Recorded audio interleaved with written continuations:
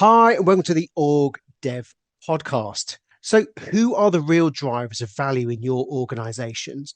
In many companies, it's just a few key teams, the software engineers, the R&D scientists, the portfolio managers, who are responsible for the lion's share of impact and growth. These high stakes teams don't just contribute, they're the cornerstone of the organization's success. But how do you ensure that these essential groups are not only supported, but developed to their highest potential? In this episode, we're exploring what it takes to truly optimize the teams that create the most value. How can leaders and consultants and HR teams provide the right environment, resources, and support to help these teams thrive under pressure of carrying the organization's success on their shoulders? To help us explore this fascinating challenge, we're joined by Meir Adler, who's managing partner at Adler Advisory, providing HR, OD, change and transformation consulting services. Now, Meir is a brilliant guest to have on. He has such an extensive career. He's managed over 40 large-scale projects across more than 30 major multinational organizations, from acute interventions to enterprise-wide transformations with traditional and radical methods like zero-based design and agile methods. And Danny and I would love to learn more about zero-based design. As head of organization development for International at Novartis, he led a team within a 27,000 strong person organization spanning 100 geographies, responsible for 55% of Novartis's revenue. Now, Novartis is a fascinating organization with their highly publicized goal of creating an unbossed environment. And they also used to be Ciba Geigy, which kind of rung a bell for me because they're actually one of the main case studies in Edgar Schein's all-time classic book, Organizational Culture and Leadership. So hopefully we'll be able to shine a little bit of a light there. Meir has extensive experience working across various industries, including retail, technology, consumer goods, transport, government departments, banking, gaming, and big pharma, which we're really hoping to tap into today. So thank you so much for joining us, Meir. We're really delighted to have you.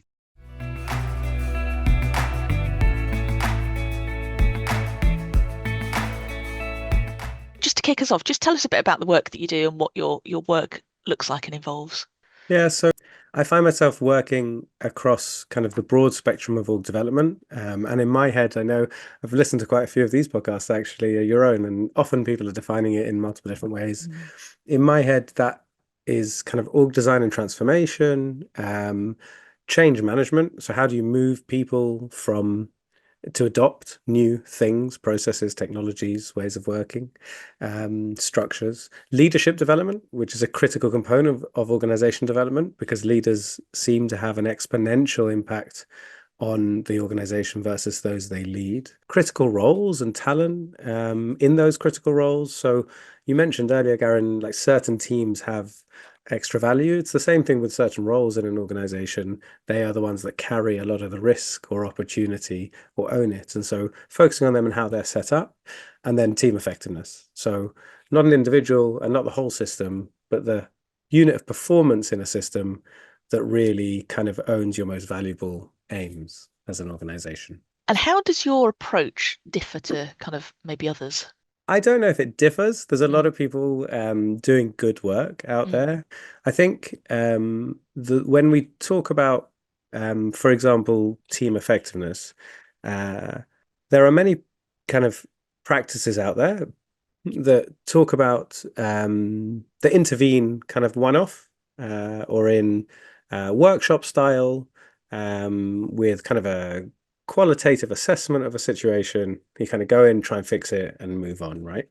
And that's less about the people who are intervening, the practitioners, and more about often what people are buying and how they understand it, right? So often people pick up the phone and say, hey, we really need help with a senior leadership team that's struggling. Can you come and do some intervention work, right? Or we've got an offsite and we really want everybody to be much more collaborative than they are today. We can play bingo for the next hour, by the way. Yeah. And can you come and help us kind of lay that out, etc. In the last couple of years, I've had the opportunity to sit within a role, not as a consultant, but as the head of org development in a very large organization that has critical work. And so rather than kind of coming in and out at certain moments, we were able to start looking at the workflow itself and how we can make that workflow more effective. And what was really interesting, which kind of brings me back to why I'm kind of in this work, but what was really interesting about that is a huge part of what was getting in the way of the work was just the humans and the system in which they worked and how it affected them. because whether you're a launch team in a pharmaceutical company or a launch team in a gaming company or a transformation team in the NHS, or which there are many being stood up as we speak, right? Or if you are a project delivery team leading on kind of $20 billion submarine building programs, the first time you meet, you often don't know each other, right? You're a group of experts in different fields. In the world today, we have this amazing breadth of remit in organizations. They're very complex tasks that we're trying to do. To launch something or to build something that complex requires multiple disciplines coming together and working over a long period of time, often with great ambiguity, and breaking new ground, right, in our largest, kind of most successful organizations in the world. And they kind of have to work together. They've never met each other. Bob's getting divorced. Sue hates Jane. Danny has been there for 20 years, super talented, really keen. Garen just joined the company, right? So he's really keen and talented, but doesn't know where to go, right? Meir's been there for 20 years, but is a lazy layabout and just doesn't really want to be engaged, right? So that's how you start. It's a group of human beings in a complex organizational system.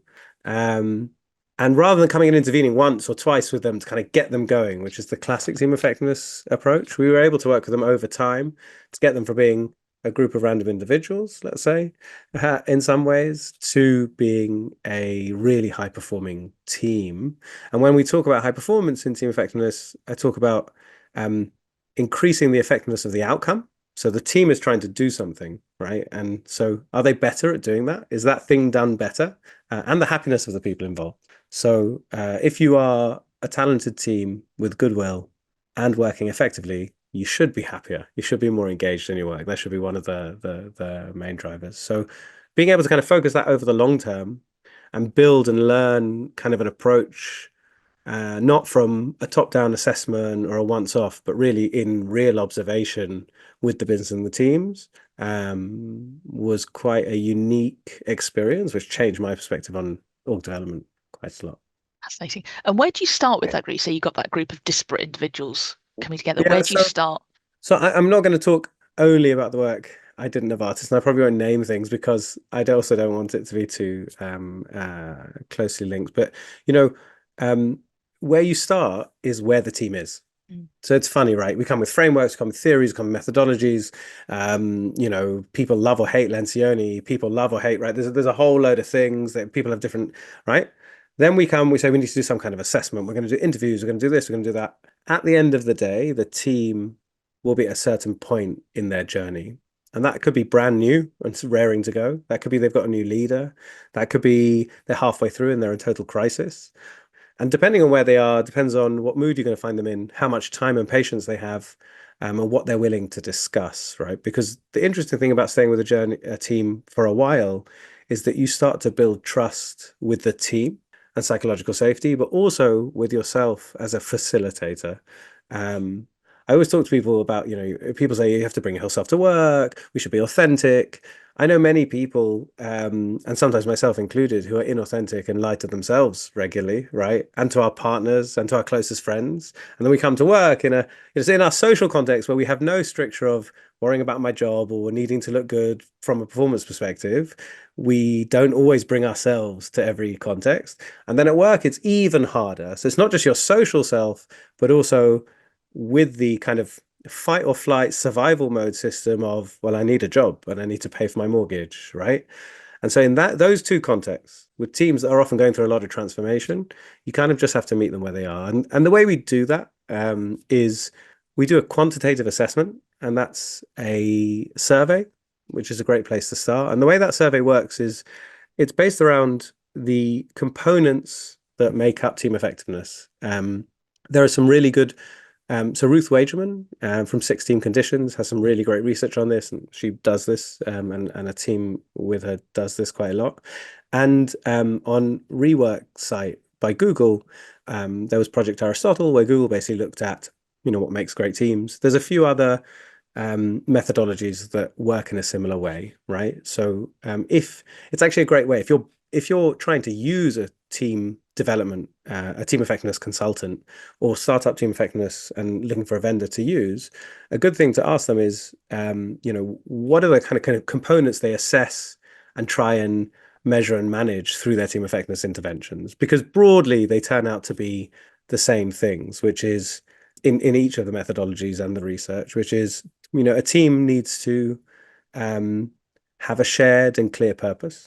A team needs to be clear on the way it's structured and how it makes decisions. So roles and responsibilities. Amazing how many times you kind of bring a team together and everybody says, there's a one line on a PowerPoint which says, we're going to make X billion, or we're going to do this in the market.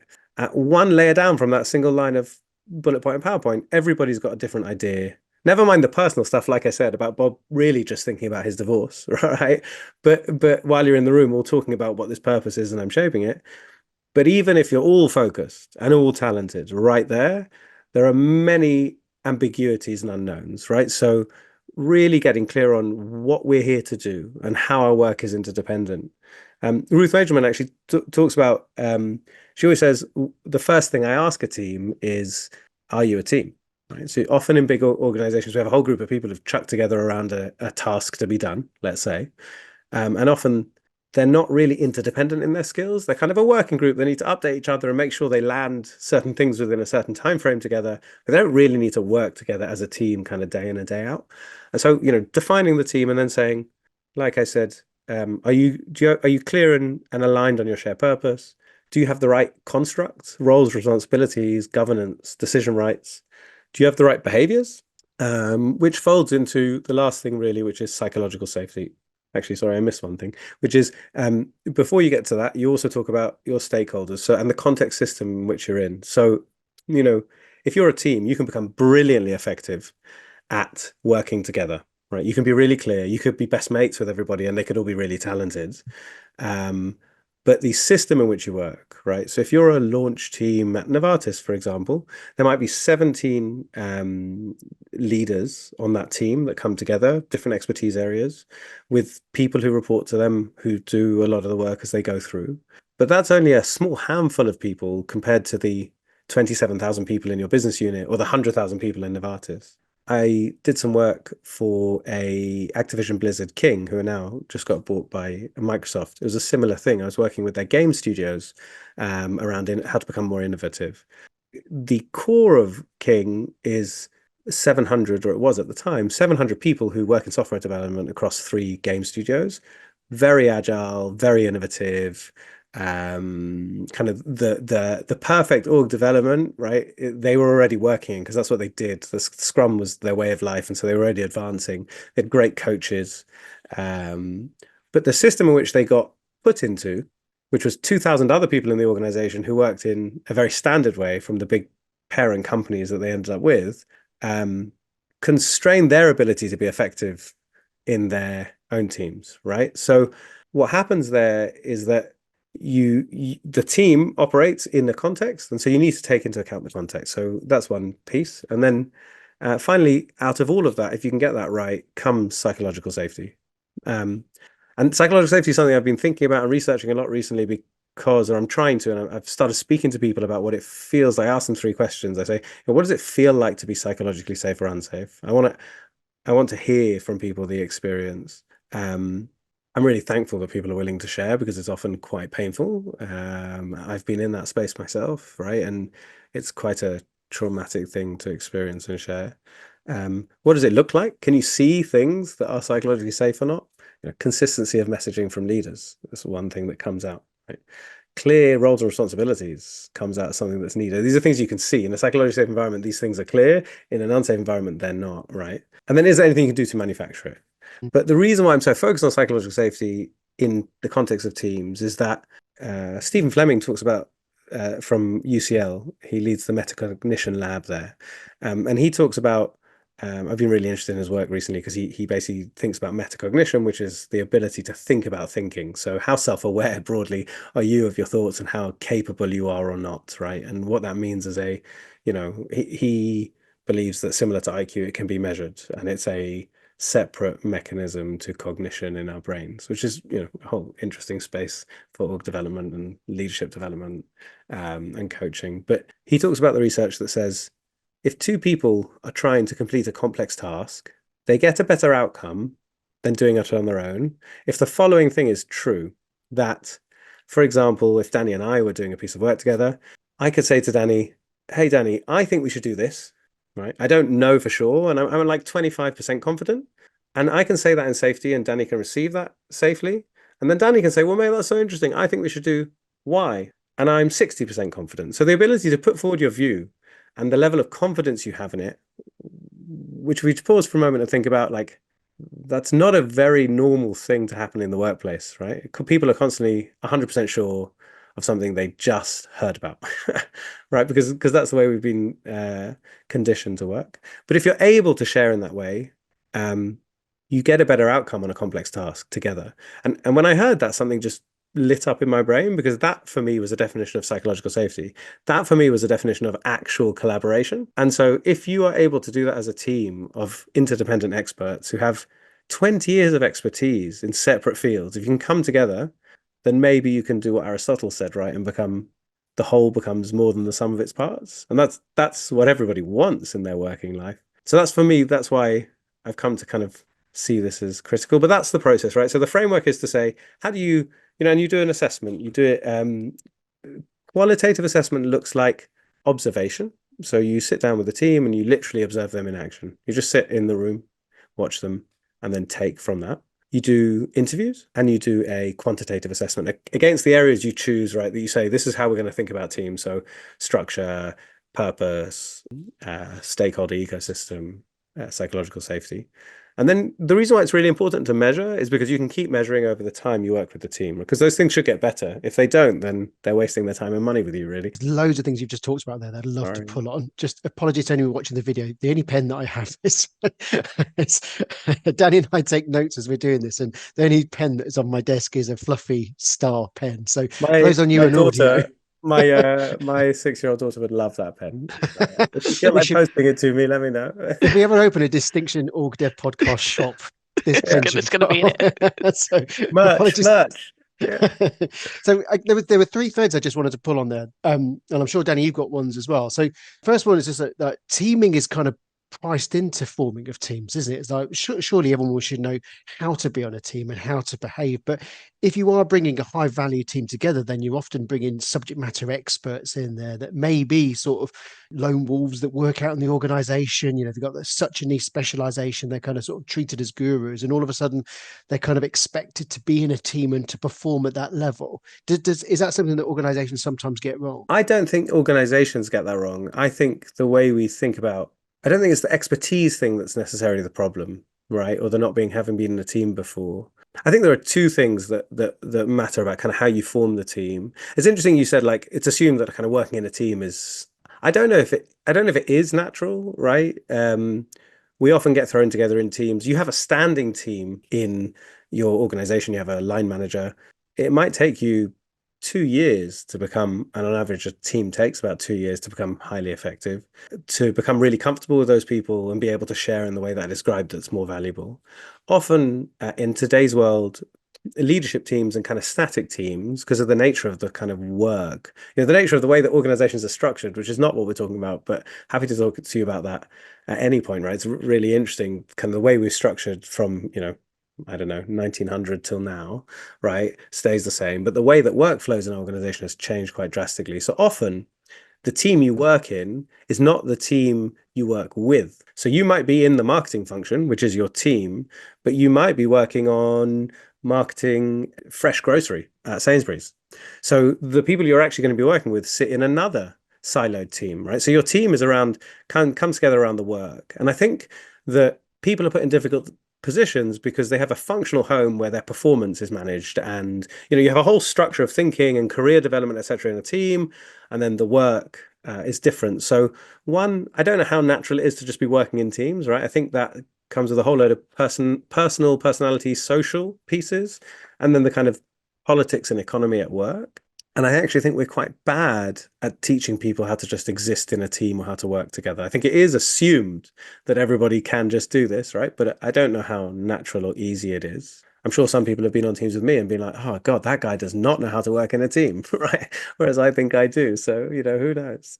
But I think the second thing that's really hard is the nature of the work has changed, the nature of the way the work flows. So you're constantly working with people outside of your function and in other functions, but also in today's VUCA world, and I do this because it's used as like an industry maker to sell change and transformation constantly.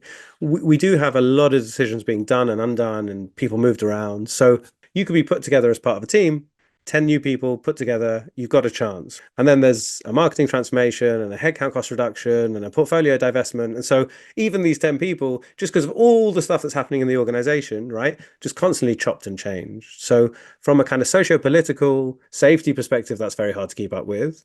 And literally just like the change in the organization is constant, right? People, deck chairs are being moved around constantly. And so it's hard to keep steady and stable against the task, which is what the team's really there to do.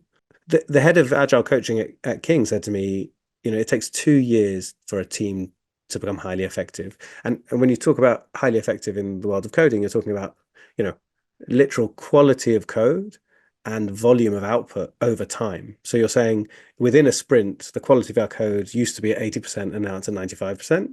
And we used to output 100 lines of code and now we're outputting 200 lines. I'm making these stats up, right? But it's a measure. So they used to measure how long it took peak performance. If you think about the way most teams are put together and organized and changed today, you barely have time to breathe before you're off the team that you were just put on as the number one priority for the company, right? So what it probably requires is some higher level thinking, which is also how you start to contract with this work, which is, if you contract at the team level, it's very hard because there's so much in the system that affects them. If you contract at the right level, people need to understand there are certain value streams of work in a business that sort of should be protected in some way, right? So in every business, there's very valuable work. And for that valuable work to be done most effectively, you want teams around it who have stability in their personal relationships in the team and in kind of the way the work is done and their rights and responsibilities in that, so they can get comfortable and expert at it.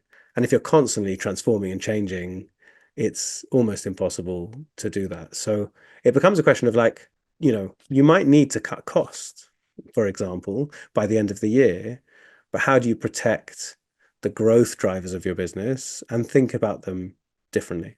It's sort of holding your nerve, isn't it? And the other question was a really important part, and there's often missed with a lot of sort of team effectiveness development, is about the fact you are in context. And every organization, these teams are performing in different places. And it kind of reminded me, I work with a really well-known insurer. They sort of said their operating model is basically, we collect the premiums and that's obviously what the consumer sees, but the money is made by the traders. So we take the money from the premiums, and this very small group of 100 people, they're the ones that make the billions.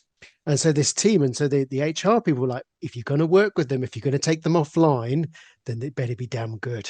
And you need to really compel them. So there's a whole little culture around them, isn't there, as well? And I guess some organizations appreciate that this is the high value creation team.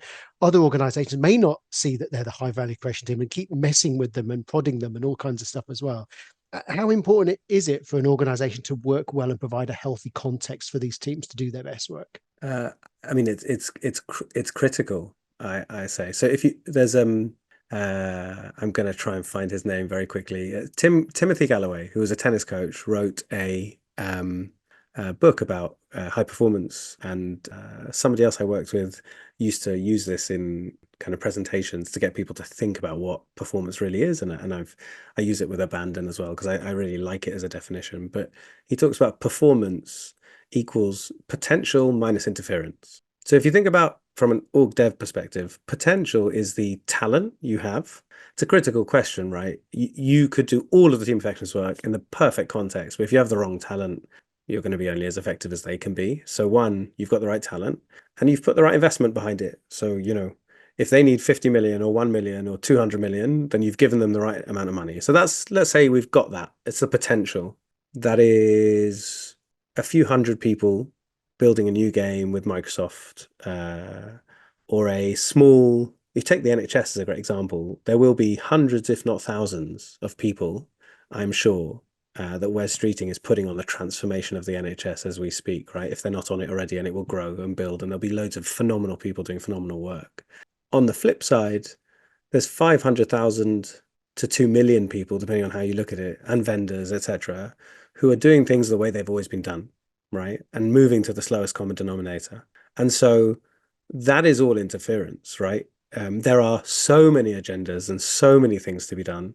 There's no large organization in the world today of any kind, profit or not profit, who only has one thing they're trying to achieve, right? One objective. A CEO would be laughed off stage. He has to have like 3 to 6, even though we want them to prioritize. She's like, no, they're all high value, they're all high importance, they're all high urgency. I will not be back down from it, right? Because you need to have multiple planks to a strategy because you don't necessarily know what's going to come and how it's going to work. It's fair. But what that means in organizations is you have a whole heft. The dog, the weight of the dog is wagging the tail, I suppose, which sounds like the right thing to be doing. But actually here, especially with innovation, you want the tail to do the wagging. You want the tail to be that thing of value needs to be more important than the system. So I think it's really important that they're set up to succeed quite desperately. It's really interesting in some organizations. So Supercell, Supercell, which is in 2019 was the largest mobile gaming company, and in 2023, I don't think was in the top 10. The CEO has written a lot about it. You can read it. It's a great website. They talk about us and their culture. But they've made a decision that their managed games, their live games, which is how they kind of keep their revenue going, are going to be managed in one way. But their growth drivers, their new games, are going to be managed totally separately. So a group of people, talent, are going to be given money, which equals potential. And then to reduce the interference, they've been told, you can go do whatever you want. The rest of the company won't even talk to you. So one game team has decided to move off site. So they've gone and rented their own offices with part of their money, right? They're saying we're going to manage the whole thing here, right? Now that's an extreme way to think, but it's a totally different way of dealing with the interference problem, right? But that company is saying, we know that this behemoth of a context, right? Never mind the external context and the customers and everything else, we are getting in your way. So how do we get out of your way? I think it's harder in more regulated industries, but if you don't spend the time and money and effort focusing there and creating enough space for that team to succeed, you lose all your value, right? It's like if you have the scientists who come up with the drug first, you beat the market. If Pfizer or Roche or Novartis does, then they beat the market. And so a part of that will be the people that you get in to do that work, and the teams you put them in, how they work together. A huge part of that will be the ecosystem in which they operate. What was your journey into OD? When we first met, obviously we had a quick look at your LinkedIn profile, and it's a fascinating study and lots of interesting context that you've worked in, isn't it? I fell into this. I don't have any training in it. I should say I have training in it, but I don't have education in it. There was a friend of mine who was a manager at Accenture. I came out of university and I didn't know what I was going to do with my life. I still don't really. I worked for a charity teaching sex ed actually in religious schools all over the country. So in the UK, we have religious schools that are also state schools, and so they have the national curriculum, and so you have to teach them sexual health education, and the teachers in religious schools across the country are quite they don't want to do that task. So I worked for a charity that went and did that all over the Catholic schools, Muslim schools, Hindu schools, and Jewish schools around the UK. 15-year-old teenagers being taught sex ed are difficult stakeholders. Wonderful. This feels like it deserves its own episode. Yeah, everyone's poised going, and how did you do that? Yeah, there was something there that has stayed with me throughout my career, which was like you get real life observation of feedback and positivity in the moment in the room and that was always wonderfully energizing, and it stayed with me. Even in the team effectiveness work, forget the big things that we're trying to achieve for the organization. When somebody comes to you in a hallway and says, until you came in to clarify like which direction we're going in and who's making which decisions and how we're working together, I've worked for 20 years and I've never felt like had my back against the wall like this. I walked into the situation, I thought it was going to be great, and I don't understand how it turned out like this. And thank you for kind of helping me move through that process. Like that individual kind of value still feels really, it makes me happy. I suppose it gives me value, it gives me fulfillment back. But And I worked for a commercial art gallery and a startup. And then literally over a weekend, I was sitting with my friend and she was like, I'm a manager and I'm running a new assessment center for Accenture to join on their grad scheme. We've got some spaces free. You don't really know what you're doing with your life. Do you want to join us? And I did. And I was there for 3 days. And on Monday, they called me and they were like, you've got a job on our grad scheme. And I was really keen and excited Accenture consulting analyst. And then I just simply, through my journey through Accenture, Deloitte, and KPMG, I stayed in this space of people. I fell into it, right? It was like my first project that I got given was in L&D consulting, and then I stayed in the people and organization consulting space, and always was doing kind of organization design, change management, operating model transformation. I found that I had a knack for it, and I've always had more of a knack for the kind of solutioning and the process and the design and delivery of the work versus the politics of the work, actually, which is a really interesting thing because the politics in this work is big. And then I left KPMG and started working for myself for a while, and then Novartis offered me this job. And going in-house, I would say to anybody, if they're going to work in this space of org development, I would spend time as a consultant. If you don't have any background in it, working in the big consulting houses is a really great way to learn process consulting, right? This is how you this is how you take a client through contracting, analysis, high-level design, detailed design, delivery, right? You can learn how to do that via a kind of a contract route where you're kind of doing more of it yourself from the thinking to the end, so not in a big team. But then spending time in-house has fundamentally changed my understanding and belief set in org development. So that for me, the last kind of 4.5 years, Novartis has been a wonderful learning experience to see kind of how does all of that theory and methodology and process land for real in an organization that you sit in for a while, right? So there were things I did on day one when I joined Novartis, and 3 years later, I look back at it and like, I would never do that thing the same way again, right? This is me. I'm talking about my personal work and output, right? Because I didn't understand context. And context is hard to get when you're not in the organization for long enough. Because a lot, Garen, a lot of what great talent does is whatever context they put in, they find a way to kind of work through it because it's so hard to manage context, right? It's changing all the time. You're saying earlier, like, it's really hard to manage and keep managed. Often these big programs and kind of lines of work are multi-year. So the context is changing, every 6 to 12 months. So great talent learns how to navigate it. And the only way you can learn how to navigate context in reality is by sitting in it for a while. We have a lot of people that watch this that are either just at the beginning of their career or just looking as an option. What can people that work internally take from consultants and vice versa? What can consultants take from those that work inside to be better practitioners? That's a great question. What can people internally take from consultants? Contracting, structure, process, logic. I don't want to be rude in any way. I'm just talking about the things that consultants are good at, right? And I think that we could learn internally. Like I said, I have no education in this. I've done 15 years of this work day in and day out, right? For my sins, I wake up sometimes thinking about it. I don't know why. Sometimes wish I had done something, that everybody else thought was more interesting. I'm like reading a book in bed about the history of human resources development. My wife is like, "You're the most boring man I know." It's like, what's wrong with you? Like, So I don't know, but when you say logic, is it like the objectivity of being the external person? The objectivity and the flow, right? So what do I mean? So when you think about when you think about contracting, just to start with that, internally we're horrific at contracting. So a leader calls you up and says, "I need this thing done tomorrow," right? And a Deloitte partner would say, "Absolutely.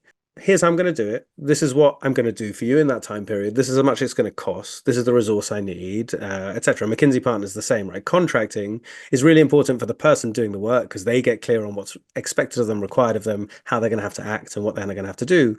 But even more importantly, when you're internal, most of the time that leaders or work comes your way, it's badly defined. It's very sloppily defined. We need to do X by Y. Do we even have a definition of X? We need to become customer centric in the next 6 months. Well, I mean, literally, literally, right? There be dragons with a, Yeah, a phrase exactly. like that, isn't it? Oh my Exactly. gosh. So contracting is about getting definition on the thing you're trying to achieve. Otherwise, you've got no hope in a complex system. So that's and consultants are great at that because it's about how much they make and whether they make their margin or they lose their margin. So they've got to be good at contracting. So that process, that strategic process of contracting, where you're really defining the job to be done, is critical. And in the same way, when it comes to logic and the process consulting of, the idea is that we have to make a change. We have to transform. And there's a way to do that. We have to restructure, whether it's for cost or for innovation, right? Let's say. Now, it may be that it's a hard thing to do and you don't get it right. But the reason why we run a process is because we increase the chance of success, right? We're making it more objective, we're making it standard, we're making sure that we don't let anything fall through the cracks, right? So often in-house, we say, oh, let's just skip that bit. The leaders don't want, they already know the answers or whatever it is, right? Let's move on. Let's jump to, I want to make talent decisions for the top tiers of the organization, if think about organization design. And you're like, we haven't even started with design principles, so we don't even know who's going to have jobs. I mean, but the people putting people in jobs already seem to know, right? So the whole idea of process is that it basically it creates a vessel, an objective vessel for all the inputs to be gathered, and then some design thinking to be done and outputs to be created, right? So it increases your chances of success of getting it right. That's the way I always think about process consulting. And so what I would take again is like strength in that internally. And then logic is like, a consultant. I once had a senior partner when I was in consulting. He said to me, Meir, not all the numbers need to work, but the numbers in this deck need to add up. Right, which I always thought was funny. It's like, but actually, you can't turn up to a client with an illogical thought process, right? Because they'll quiz you. They're paying you a lot of money. They'll say, well, what do you mean by that? Why are you saying that would work? Explain to me sometimes they'll go to theory, sometimes they'll tell you your boxes aren't aligned, and sometimes they'll be like, I've never observed this to work at all, right? So that you have to present a logical. You've got to go from data to potential assumptions, to hypotheses, right? To outputs. You can't just jump to an answer or take, internally it's much easier to fall to like what we call the hippo problem, right? Which is the highest paid person's opinion in the room.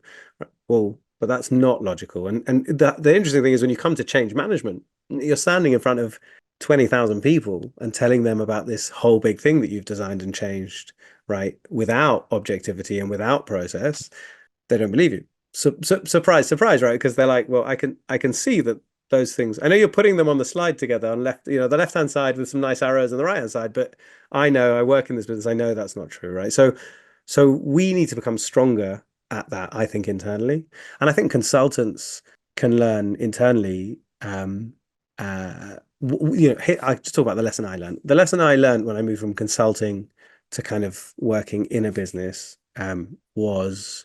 I probably hadn't done anything until that point in my career.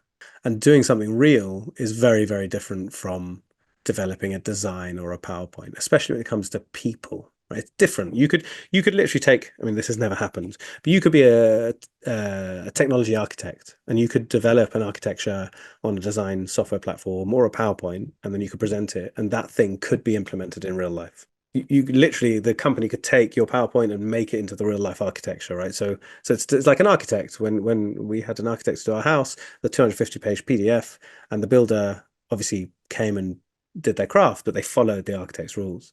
I've never seen an organization design chart or an org development chart or a change management plan or a strategic workforce plan that becomes real in that way, in kind of such a binary way, right? We say, well, where should we put the light switches? Well, no, it's all measured out already. It's this many millimeters from the floor and this many millimeters from the side of the wall, right?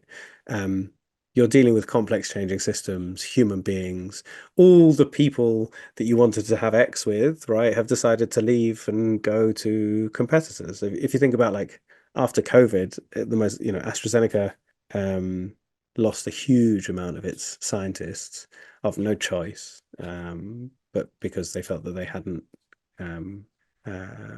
grabbed the market opportunity in the way that Pfizer did, and they were all very frustrated, right? So human beings in that system mean that you can't do just the thing that's on the paper, and it takes time, right? So you design it, and then a year later, the works councils sign it off, and it happens. And by that time, as one of my friends always used to say, births, deaths, and marriages in organizations happen all the time. So many things have changed. So making real change in an organization looks and feels very, very different, and is much harder than it is to feel as if you're doing it in consulting. Before the call, Danny and I were discussing an article that you wrote on LinkedIn, and you've mentioned it a few times there, which is it was about a large scale change that you did, but you talked particularly about PowerPoint. And the bigger consultancies do tend to sort of use PowerPoint as a medium to sort of articulate ideas and solutions and that as well. What does that do you feel, the fact that we do have this, we've agreed between ourselves that PowerPoint is the platform that we're going to, and for all its benefits and challenges, what does that do, and how do clients actually consume PowerPoint? Language is it's very hard to communicate. It's very hard to communicate as a human being. It's very hard to communicate. There are many, many times in my life where I have wanted somebody to experience me in a certain way, or I believed I was expressing myself in a certain way, and I was experienced totally differently to the way that I was trying. So it's really hard. And the more complex and the more wide-ranging concepts and topics become, the harder it becomes to communicate. So it might not be all PowerPoint's fault, but I think that for me, the biggest problem is that people think that the thing that we do in business is we don't spend enough time and effort actually having a conversation with the right people in the room about what really matters and what doesn't. And so PowerPoint can be a great facilitative tool to get to that. But what it can't be, which is often what it is a replacement. So I've worked for many, many large organizations as a consultant and in-house. And what I see often is, and I'll tell you this, and I'll see if you smile, and if you smile, I'll take that as you've also seen it too, right? Smiling, and you haven't even said it yet. Yeah, exactly. So this team, my team or another team, right, have been working on something for 3 to 6 months. It's something that is touted as one of the most important things from a cost perspective or an effectiveness perspective or a value perspective in the organization. It'll be in a list of top 3 to 4 strategic imperatives for the CEO or the CHRO or the FD, right? So it's as important as these things get, right? They might even be talking to the public market about it. And every 3 to 6 months, they might go to a board for this piece of work, right? So a senior exec team or senior exec -1 team, etc. And in half an hour, which sometimes gets cut down to 10 minutes, they present, I don't know, design options, right, for organization, or the change management plan, or kind of talent and leadership development gaps and issues or aims, right? So pick your choice of things in org development. And because in theory the PowerPoint is perfect and all the work is done, and you're either all in green or whatever it is on your RAG status, no real conversation is had at all at that moment. And if you're not having that conversation, what are you actually doing? I had this weird realization at one point, which is like, it's a funny old thing when we talk about talent and making them able to work. So imagine Gavin and Danny, I hire you, right, to do your job. And the reason why I hire you is because I think you're wonderful, lovely people. I've seen your work. I think it's great. And you kind of come to me with ideas and expertise that I'd never thought about. So you're far advanced from me. And this is a common thing that happens in large organizations, right? Execs are hiring people who are more wonderful and competent themselves, right? Everybody should have such a problem. Yeah. And then you go off for 3 to 6 months and you do your design, your work, and you come back and you say, well, the way we can solve the problem of how we digitalize our customer interactions for the next 10 years versus what we've been doing for the last 20 years is we can either go the route of A, B, and C. I prefer B. You're in a governance board, you can get money signed off. I prefer, B. At which point, a group of people who've not been involved in that work at all, maybe somebody's just joined from finance for the last 5 minutes of the call, starts to challenge you, right, and says, well, I don't know, right? So you're in this governance board, you're having this conversation, the two of you who are the experts, and you have the goodwill, and you're saying this is what's going to work, right? If that governance board chooses differently to what you prefer, then isn't that a problem of talent as in we don't trust your choices, or like an arbitrary choice. It's a very odd thing to me that we have these things in place where you kind of go along, you present a very small slice of information, and choices are made by people who aren't close to that choice set at all. And I think that's the problem, right, of PowerPoint. That's the problem of like, we live in a world where we're not spending enough time really focusing on the problem at hand and discussing it. That might be because we don't have enough time or it's not important. A lot of the time it's because we don't care or it's very uncomfortable, right? And when we don't care, it's really sad to me. It makes me sad and frustrated that people kind of are willing to waste and don't care about things that at the end of the day affect people's lives, right? Well, at the end of this transformation, some people might lose their jobs or not. So we should care. We should give it the time, or they're uncomfortable. And if they're uncomfortable, the really interesting thing is that's then going to factor in on your work because that discomfort is coming from something that you need to address. But it's very hard to do in large organizations. So I think that for me it's less about the modicum of expression, I suppose, like such as PowerPoint, but more the kind of, well, it's done in a PowerPoint and it's all green, so let's just like, or whatever, like it's all red, so let's take it offline. Actually, what happens is if it's green, then you don't talk about it, and if it's red, you don't talk about it because nobody wants to talk about it. So you take it offline, and we'll sort it out, and we'll come back in 2 months, right? But the thing When it is green. yeah, exactly. The thing you need to do is stop and discuss, because if we all share what we think with the level of confidence, we can do better. But that requires people to stop and have a real conversation where they help each other out. Generally, what we find is those things that are green are watermelons, green on the outside and red on the inside. There's a huge that whole structure of governance and RAG statuses and PowerPoint. It's a real invitation, isn't it, to people to oversimplify what they're doing and you just make it look lovely and straightforward. So it doesn't invite nuance and discussion.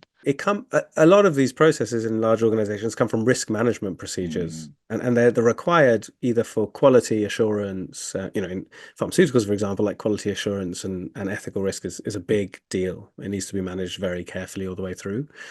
But we apply the same kind of governance to everything, right? Whether it's like people's expenses sometimes end up in these massive governance meetings. Like you hear these stories all the time, everything above £200, the CEO has to sign off for something crazy, right? To innovation, right? Which fundamentally dies in a hierarchical governance flow. Yeah, it's funny. We don't have nuance.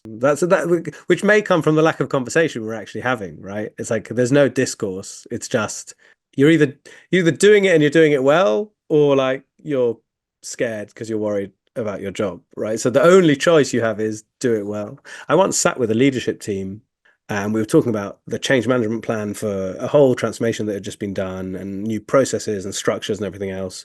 And it's a very senior leadership team. And they said to me, one of them said, well, what we really need to do is kind of work on our culture. We need to kind of move from this culture of fear. We need to move to psychological safety. People need to stop thinking that if they fail, failure needs to be a positive thing. If they fail, they're not going to get fired. All the right things, right? I've just said in a very very few words, what people say on stage, we're a great place to work, this is the kind of culture we are, etc. Right? So I said to them, well, the first thing you need to do is, if somebody fails, you mustn't fire them. And everybody just kind of giggled because they weren't willing to make that choice, right? So there's a lot of presentationism. It's not presenteeism, right? It's not about you being there, but it's presentationism. And I think the thing that I carry away from that is just sadness that, many people are turning up to work wanting to do their best job and have some fulfillment in these hours between when they're sleeping and with their family and friends. But it makes it hard, right? PowerPoint is almost like a symptom, right? If you talk about Jeff Bezos and what he did with PowerPoint, he's literally forcing people to do what I'm talking about. He's saying, no PowerPoint. You have to write it down in a Word document. We get to a meeting and the first proportion of the meeting is dedicated to silent reading of the Word document. So in the first 10, 15, 30 minutes of this meeting, we all have the same knowledge from the white paper, and now we can have a real discussion. So, it's kind of really pushing people to discourse. When you think about the field of org development, org design, what's really interesting you? What's really sparking your interest at the moment? There's one thing from a field perspective, both in HR and OD, that I'm really interested in, which is like moving us towards more of a discipline. So like, I was hooked on this from this history book about HR. The Greeks had this concept of epistemy, which is like things we know to be intellectually true. So what we could call science and facts, right? And then techne, which is like, what is the craft? How do you bring that to life? So you might know about the way marble works, but then how do you craft it into a beautiful, Michelangelo's David is the different things, and really advancing that field. And one of the things that I've spent a lot of time reading about, inspired by many other people, is kind of, evolutionary psychology, behavioral genetics, personality psychology, like new burgeoning fields. It's amazing, actually. AI has sped up the field of behavioral genetics massively, because we're able to basically do genomic testing at a much cheaper and much faster rate than we ever were before, on much bigger data, because AI can do that stuff really well. So there's many more studies coming out about the relationship between behaviors, personality, and genetics, and what we know and what we don't know. And the reason why I'm interested in that is because the field of HR and OD, from 1920/1950 till now, are based upon paradigms of psychology that are themselves being rewritten by these new paradigms that are requiring them to have a different, level of rigor and scientific robustness. Right? It's no longer good enough to just observe a group of people and say, I think that all of them are anxious because of X, right? You now need to do a study where you're doing that, but with, identical twins, separated at birth and together, and fraternal twins, right? You've got to be able to show that you're disassociating the cause and the effect, right, versus just observing some sort of correlation. And so the question for me of how all of that tracks into our practice in HR, which is from the 1950s to now, based on a certain set of belief systems, right, and psychology, both in kind of human and adult development and in the way organizations work, even though they've changed drastically in every other field, right, apart from ours. I think that's really interesting to me at the moment. And the second thing is this team effectiveness thing. I can't get away from it, because what I've come to see is that I think leaders are really important, but you often have to make do with what you've got, because they're the ones contracting you in, or there you don't have choice. And second of all, I'm not 100% sure how easy it is for people or human beings to change, right? I mean, have a long conversation about that. It's probably an important conversation to have in HR and OD and talent, but I don't know how easy it is. So I don't know how many levers you have to pull in the leadership space. When you think about the whole system, which is what I've done for 15 years, how do we redesign a whole enterprise to be more efficient, more effective, customer centric, agile, pick the buzzword?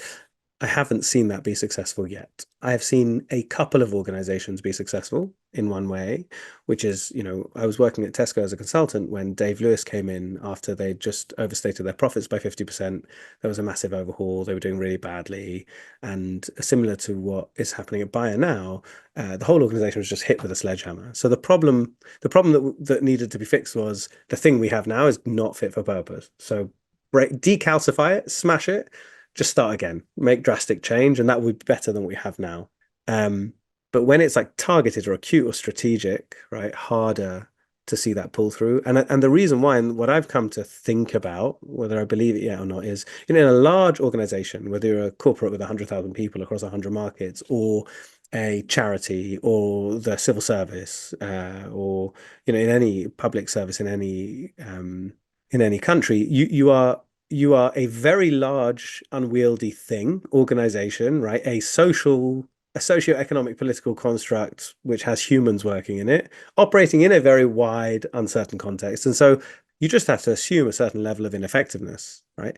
One of the things that I find hardest in this whole world we work in is how people are totally willing to moan about or see the complexity in which they work, but they want the solution on one single page of PowerPoint, right? And I've never something that is a complex problem probably should have a complex solution. I don't know why you would think anything else, right? And so, and I think that, organizing a whole system in an organization to do a certain thing in a certain way is a pipe dream and not possible. I think large organizations live with a certain amount of ineffectiveness, right? For me, it's like margin over, it's margin, it's overhead. Buildings, manufacturing sites cost you a certain amount of money, same as getting all this work done. So then the question is, where can you add value? Because leaders is tough to lever. There's some really good work you can do there. And at an organizational level, there's some really good work you can do there, but it's very hard to focus it acutely on what matters. Well, the winning place to go then is teams, because there's going to be a team between that whole context and that individual leader that is actually accountable for delivering a lot of your value, right? Pareto's curve would tell you that, which is, 20% of your 80% of your value is created by 20% of your work. So you could do a quite simple analysis in every organization and say, well, which teams are most important? So I've just been working in pharmaceuticals. I've worked in pharmaceuticals beforehand. In pharmaceuticals, the pipeline is really important. The pipeline is fed by three teams: science innovation teams, M&A teams, and drug development teams who take it through kind of to sign off. And then how you commercialize is really important, and that's launch teams and sales teams. There are many other teams that are critical, deeply expert, massively valuable, really important in Novartis: supply chain, ethics, risk, compliance, quality, all these things. They are not the things that they're not the teams that generate value. They're not differentiators. They're things that you would buy or commoditize. And in every company or every type of work, there's value. And so rather than trying to go for the whole system, right? And by the way, I say that very flippantly. I'm sure there are many things that each of these teams do that could be argued is critical, right? If you think about IT and AI today and how it's going to be used, right, there's loads of things that could be critical value. You just got to choose, right? Because you can't do everything. So in that whole context, finding those teams and making them effective at delivering that 80% of value feels to me the thing to do, because it also feels like the only thing we can actually get on top of. And I've had the privilege to observe is that if you facilitate a team over time in the right way, the work they do can get better and faster, and they can become happier. And so if you're already focused on the most valuable work in your business, everyone's winning, right? The employer's winning, the employee's winning, the work's winning, the customer and the patient's winning, right? Whatever's happening, you're going faster and you're doing it better, which I've never seen such a direct correlation in the other work we do in org development, or causation line from what in my own personal experience, from work we do to value. If you look back at your career, what would you say was the one biggest lesson you've learned? One has to become really aware of and okay with who they are and how they turn up and how that affects the work they do. And I think, one of the things I learned from some really great coaches and mentors over the time of my career is that, who you are and the way you turn up as a consultant in these human systems is in itself a environmental variable that you need to be aware of and learn to be aware of, and learn how to adapt and balance, or just become okay with what that means. And the reason why that was really important for me is that it started to make me have empathy with other people who are going through this process, right? It's very easy to come in, okay, we're going through the process, yeah, we've got to take 10% of the headcount out, or we've got to do this massive change that nobody in Germany really wants because their process is already better, or whatever it is, the personal situations in the team, and we just kind of pretend that the work we do and the process we're running can just work, ignoring all of that. And if you remember that you're a human turning up in this way, then people mourn, don't they? They lose colleagues they've worked with for years. They've forged strong bonds, done late nights, all sorts of things, and often it's like it's on to the next thing, isn't it? And that space is really important to allow people to process these things. Something I think it's really important. I think in large organizations, I hope this isn't, when people are listening to this, I hope this isn't their lived experience, but in many large organizations today, you can't go 24 months without your job being at possible risk, right? You could be senior, junior, but there's a marketing transformation, and then a portfolio divestment, and then geographic reduction or expansion, and then we do a big merger, and then the CFO comes out and says, oh, I need 20% headcount cost reduction across the whole piece, right? And so not only are you operating as humans, right? And in this process of human emotion, you're also operating in context often where, fight or flight is the name of the game. And so being aware of yourself and others. And by the way, I say it's my biggest learning. It's probably my biggest learning in terms of what I know. It's the thing that I'm so bad at it. It's a really hard thing to keep front of mind and center, right? So I think that for me is my journey as well, is to become better at seeing myself and others in their human context of this work. hopefully having enough time to do that even, right? Is there a resource or a book or more than one book that you'd recommend others read? Yeah, we love a book reference. We do love a book reference. And these, whatever you recommend, we will put in the show notes as well. Okay, amazing. The two sites that I like, one's Rework by Google. So they've just relaunched it. It was Japanese only for a while. They've just relaunched it. They've got amazing research. It's all open source. Team effectiveness, leadership, training and development. There's literally guides, tools. You could read through their team effectiveness page and do team effectiveness yourself, right? I mean, the difference would be practice versus knowledge. I mean, it's really, really amazing what they've kind of done in open source across many things. And then MIT sponsor a Big Five personality test, which I find really interesting. You can take it for yourself. You can then also compare yourself to other people who've taken it. Personality is a measurer like IQ that seems to track the real world outcomes and is about yourself, and it stays static over your lifetime. And it's interesting to observe yourself from that perspective, right? Who am I, how do I turn up? And sometimes even I've done it with my friends and my wife, for example, and it's really interesting to see where you diverge and converge and what that means. You can talk about how that appears. I really find that interesting. A great way to kind of become self-aware.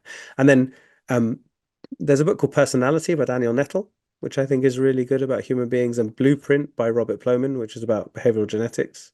And then there's a book called The Blank Slate by Steven Pinker, which is about kind of some of the mythologies about humans and psychology, etc. And then for me, from an org development, only because I think to do org development really well, you have to have a wide-ranging understanding of business, context, and a whole set of human concepts and context, right? And then the process and practice of doing this type of work. But reinventing organizations, for me, there's loads of books out there that are good at taking you through the process, like Naomi Stanford, for example. If you want to learn about org design, change management, there's loads of things where they take you through the process or methodology. Reinventing organizations, I loved. I'm sure you guys know about it, but Frederick Laloux simply sat in observation, and he said, whether you like it or not, here are companies that work in a totally different way. This is true. Some of those companies no longer exist. Some of them don't work that way anymore. But at the time, right, he was able to capture in a really articulate way. There's also a 2-hour talk from him where he just basically talks through all of his findings. But I think it's a wonderful way to try and help you expand, or help one expand perspective on what this whole thing's about. Not that everybody needs to go to that model, but more sometimes when you're in something, it's hard to see the wood for the trees, right? So he's just saying, hey, there are some people living in totally different forests. They don't, so there's a guy over here living in a jungle, right? So why don't you just? He helps us experience that. What advice would you give to someone who's starting out now? Obviously, you have a particularly privileged position because you've been in both worlds and you've sort of seen how to begin. So, what advice would you pass on? I think you need to go in with your eyes open. I think what is taught is far today in most schools, universities. So wherever you're kind of your way into OD, often it will be through some kind of academic process. And I think what is taught is a far cry from what is practiced. And I think you have to think about what kind of job you want to do, right? Because in org development, you're not a decision maker. You're always a facilitator, right? And you're rarely going to be able to see the direct outcome. There's a great book called The Pleasures and Sorrows of Work by Alain de Botton, where he just goes through different people's lives. He tries to understand what makes us happy or not. And he lands on what is actually, funnily enough, through his observation, quite well researched, which is what makes a good job. And he talks about an autonomy, complexity, and meaning, right? Autonomy is you make decisions, you do the things. Complexity is a funny one because it's an ever-moving target. Something that's complex on day 1 is not complex on day 90, right? Necessarily. And meaning is not, I'm saving the world, but I see the output of my work. I used to direct a lot of theatre at university, like 60 hours in the theatre instead of doing my studies. And opening night, after 6 weeks of intense prep, there's nothing in the world, whether it's a flop or a hit, there's nothing in the world that feels like that, because you see the thing that you've literally never seen come to life for the first time, right? So seeing the meaning of your work. I think in OD, we have a lot of complexity. I think autonomy is an interesting one because you are always facilitating others. And so I think you need to find the place where you can find that autonomy in kind of how you work. And meaning is also tough, right? Because we're working with such complex things, from kind of human, social, political, emotional interactions to complex organizations and ecosystems, that, seeing the impact of your work sometimes is there and it's wonderful, and other times it's quite ephemeral. So I think it takes I'd almost like try it out as much as possible, and then if you feel you have a love for it or a knack for it, then you can kind of grab it with both hands. But I think there are so many people, by the way, doing org development that just haven't been told or haven't realized that that's what they're doing. Leaders, individuals, teams. I'm not talking about people in even HR. Like all the stuff we talk about, like making teams effective, I'm sure there are millions of people all over the world who are constantly thinking about and trying to do that in different ways. So yeah, it's like a very natural thing to do, right? We want to kind of make our lives better and make the system we work in better and be more fulfilled and have greater impact on the world. Like it's kind of cool that human beings seem to have a desire to go and do that. And so OD's like, the thing that excites me about it is you have an opportunity to help others to do that. Well, thank you so much, Meir. It's been a really great conversation. You've brought like a real refreshing honesty and humility to the conversation, but also a real kind of sort of deep insight into corporate life and what it is actually like, and what it is to, create change in these organizations, what the landscape's like as well. There's loads of takeaways from it. But Danny, what are you taking away from the conversation today? As usual in the conversation, so many things. I think creating space for conversation around PowerPoints and so important. If we could do that, then we're doing massive things. I think the team as a unit of kind of interest. I love what you said about, it takes two years for a team to become highly effective. But how often do we allow a team that stability? We don't protect them. So protecting kind of our high value teams to enable them to be highly effective. Brilliant. You've stolen some of mine, but there's just a really good reminder as well of it is the team you work in is not the team you work with. And I think that's really forgotten. And, when you start to operate across borders and it's different professional identities coming together, trying to complete one task, which is really useful. I loved what you were sort of saying in terms of what do consultants learn from internal and vice versa as well. And that for internal, how badly the commissions land on your desk. And because of that power differential, we don't necessarily push back and say, what on earth do you mean by customer centric? And that would create reduce a lot of waste as well. And again, the PowerPoint thing is really important. We've all agreed that is the medium we're going to use, but it's become the thing. Whereas, it's the thing that creates the structure for us to have the good conversations as well. So it's been brilliant. Meir, you've said loads of interesting things, and you share a lot on social media. If people want to follow your work, follow your thinking, or reach out to you or understand more about your consultancy services that you provide, what's the best way for people to reach out to you? You can just connect with me on LinkedIn and connect and follow. And if anybody ever wants to talk, I'm super interested. I'm actually finding that I'm learning a huge amount from the community in which we work in, and simply by every conversation I have, I come away being like alight with energy of like things that people have said that have made ideas arise in my brain, and everybody's got so many different experiences. So I'm super keen to see all the stuff I talk about and work in. I'm super keen for people to reach out if they have places and spaces where they think stuff is being done really well, and I can observe it and learn from it. And if people need help, then as well. Well, thank you so much, Meir. We've really enjoyed the conversation, and it's definitely an angle that we haven't looked at yet. So I know that our viewers will get loads of value from it too. If you are watching this, please feel free to hit the like button, because the Google algorithm loves that kind of thing. And also feel free to do it, yes, please. And feel free to reach out and share it with others as well that you think might benefit from it too. We get these podcasts out regularly. You can listen to us on Spotify and all the normal channels, and also YouTube as well. But if you've enjoyed it, please subscribe. And we'd love to hear your comments as well. So if you've agreed with what Meir's shared today, if you want to let us know what you think of the resources that you shared, then please drop us a comment too. But thank you again for tuning in. But most important, thank you so much, Meir. It's been a really great conversation and a really great way to end our Friday as well. So thank you. Thank you. Really, thank you for having me. It's been wonderful. Pleasure.